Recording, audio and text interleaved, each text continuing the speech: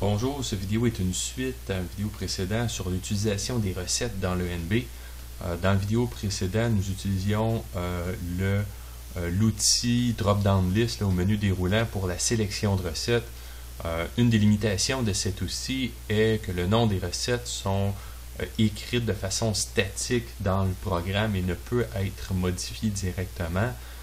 Dans le projet que nous avions créé précédemment, nous utilisions le premier ingrédient en string pour créer le nom de la recette.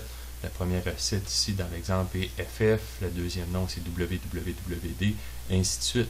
Donc on aimerait sélectionner la recette par son nom, par le premier ingrédient. Donc si je retourne dans le programme, je peux laisser le menu déroulant ici pour l'instant.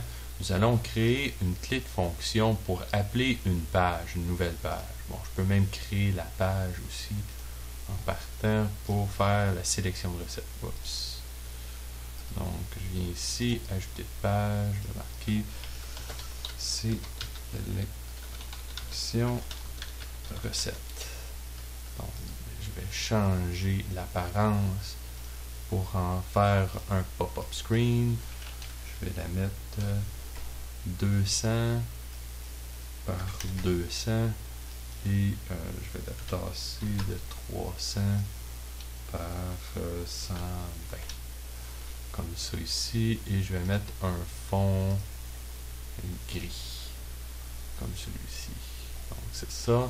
Ensuite je vais créer 3 boutons pour fermer les pages. Donc je vais aller dans mes function key, je vais créer un bouton de clé de fonction et je vais l'appeler close screen.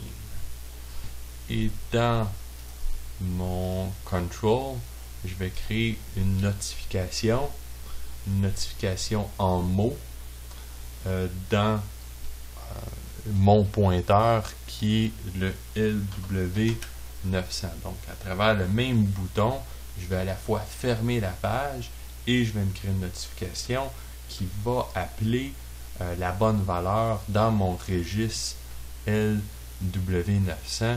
La première recette, je vais, vu qu'elle part au début de ma zone de recette, je vais laisser la valeur à écrire à 0.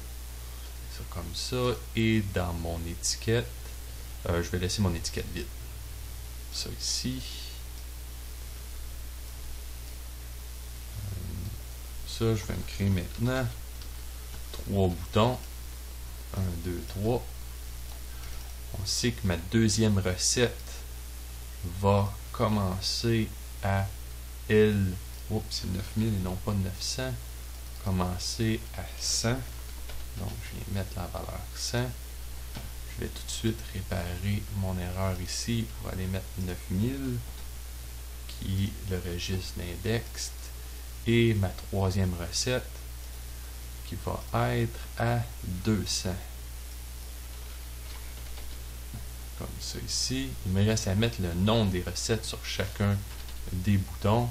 Pour ce faire, je peux aller dans mes parts, aller chercher un text display. De mon text display, je vais aller chercher directement dans mes recettes pour 10 mots de long ma première recette qui est le RW0, comme ça ici.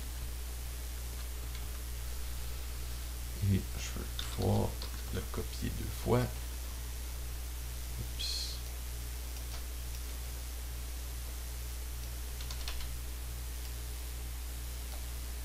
La deuxième recette qui commence au RW100 et ma troisième recette qui est le RW200. Donc je retourne à ma page principale, je peux tasser mon menu déroulant, j'en aurai plus de besoin. Je me crée mon bouton qui est un changement de page. Ce changement de page là appelle un pop-up screen qui est ma sélection de recettes, et je pourrais mettre une étiquette, dire sélection recette. OK.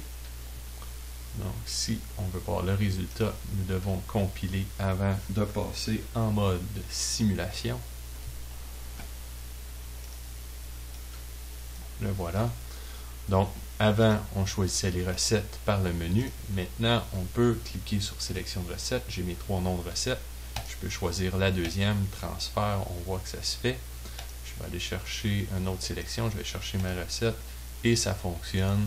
Donc, on peut faire une sélection de recettes par les noms au lieu d'avoir des objets, des étiquettes statiques. Et si je modifie une recette, disons ma recette FF, je vais aller la lire. Je veux l'appeler maintenant Eric.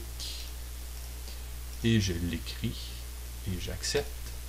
Donc, maintenant, ma recette s'appelle Eric. Si je la sélectionne, je la transfère. Eric est maintenant disponible. Donc, j'espère que ceci va vous aider. Si vous avez des questions, contactez-moi sur OmbreNBiz.